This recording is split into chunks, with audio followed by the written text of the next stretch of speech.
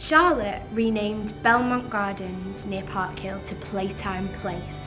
She said there'd be lots of running and jumping up there. Caitlin renamed Netherthorpe to Sunny Aussie Walk because she wants to move to Australia one day, mostly for the weather, she said. David and Rose renamed Arundel Gate as Happiness Gate because it goes a long way. I like that one. Amy, Lilia, Maddie and Theo renamed Gibraltar Street as Smile Street because it looked like a smile and they wanted plenty of smiles for everyone in Sheffield. Alexander renamed Broad Street as Flying Car Avenue because he wants to fly to another galaxy. Hilary and Eric renamed Paternoster Row to Tomorrow because that's where they had their first car crash, and ever since they're just happy with all their tomorrows. It's 5:15. We've been out in Tudor Square since 10 o'clock this morning, chalking the centre pages, no, not the centre pages, the first two pages of the Sheffield A-Z, which is the zoomed in bit of the city centre.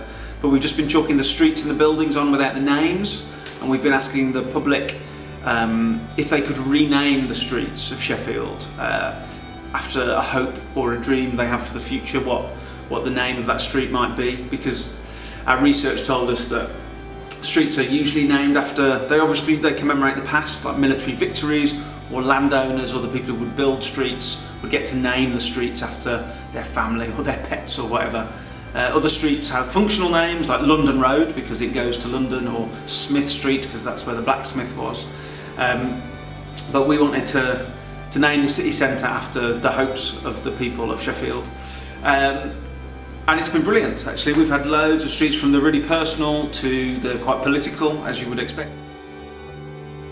So it's 5:30 and we are now inside the Crucible Theatre, having been outside in Tudor Square since 9:30 this morning, and the map that we so lovingly built and talked to people about has been all but washed away.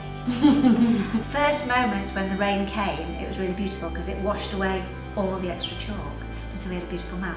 And then the next time we visited it, it's washed away all the streets and all the names are just left. And now, by the looks of it, And that car was just driven over it. yeah, there's nothing. It's virtually all gone. So our desire path, our hopes and dreams for the future, all our new street names have been washed away. Roger renamed Surrey Street as White, Red, Black Avenue because that is the order that you put snooker balls in, and he is still playing snooker with the best of them, he said, and he wants to keep playing good snooker well into his old age. Malika renamed Jericho Street as Cheese Alley, personal fave, because she hoped that Sheffield would be put on the cheese map like her native country of Switzerland is, and that there would be a shop opened there that would smell purely of cheese. So it was a really great day. Tudor Square, where we were performing it, is that people often just pass through the square on the way to or from the theatres, but it was really busy because it was Fun Palace's weekend, and loads of people stopped in the square to find out what we were doing, and lots of people came back later on to check our progress. We think about 2,500 people came through the square, and the majority of them, I think, stopped and looked at what we were doing at least, and a lot of them stopped to rename streets with us.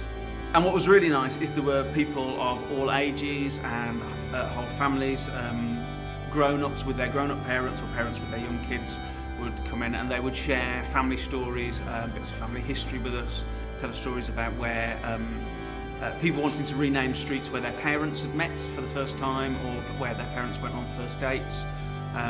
So as well as naming streets after hopes for the future, people were also telling us stories about how their family histories and their lives are written into the streets of the city and their memories as well.